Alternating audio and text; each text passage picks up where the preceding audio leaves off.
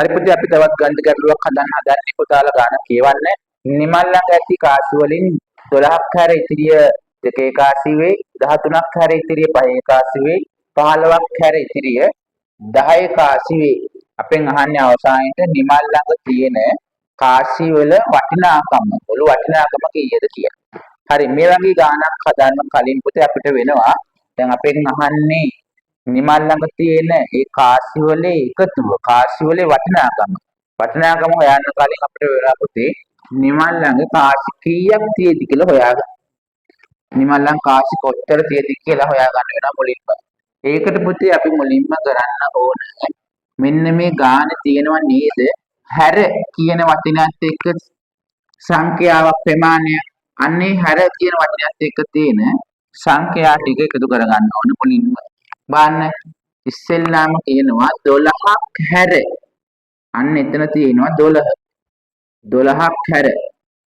අන්නේ 12 අපි ලිව්වා. ඊට පස්සේ ආයෙත් කියනවා 13ක් හැර. ඒ 13ක් ලිව්වා. හැර කියන තැන තියෙන ටික මම මේ ලියාගන්න පුතේ. මේ හැර කියන වචනේ තියෙන ගානක් ආවොතින් මුලින්ම අපි හොයාගන්න ඕනේ එතන තියෙන ප්‍රමාණය.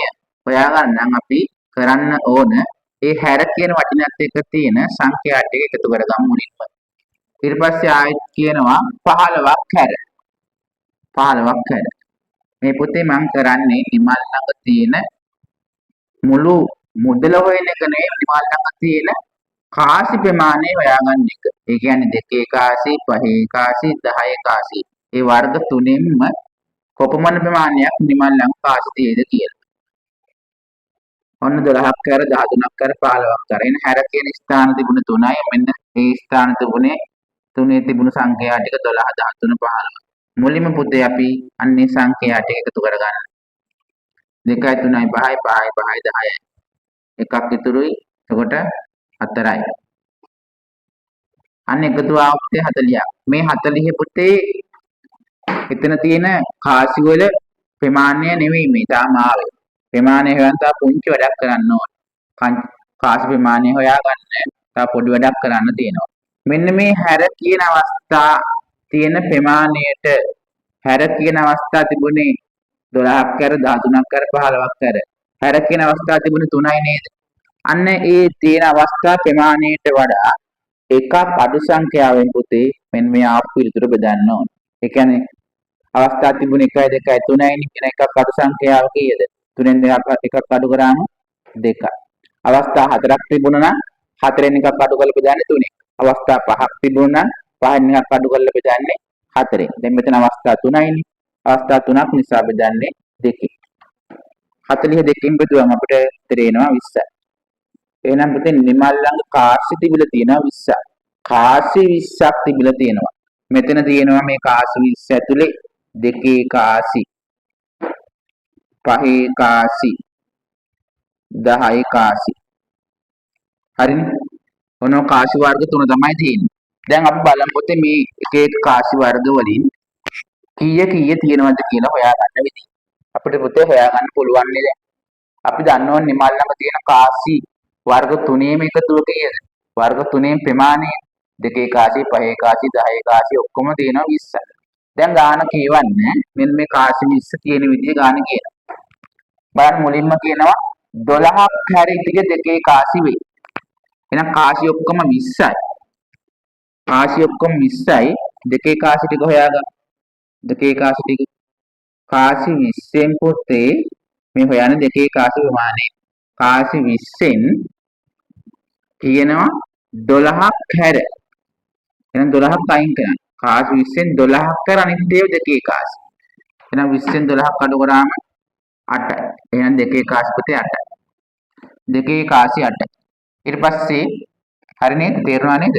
කාසි ඔක්කොම 20යි කියලා හොයාගත්තා. එතනින් අපිට කියනවා මේ කාසි 20න් 12ක් හැර ඉතිරිය දෙකේ කාසි. දෙකේ කාසි කීයද? 8යි. 12ක් අඩු කරාට පස්සේ කාසි 20න් 12ක් අඩු කරාම ඉතුරු වෙන්නේ 8යි. ඊට පස්සේ පහේ කාසි. පහේ කාසි දිනනවා 13ක් හැර ඉතිරිය පහේ කාසි.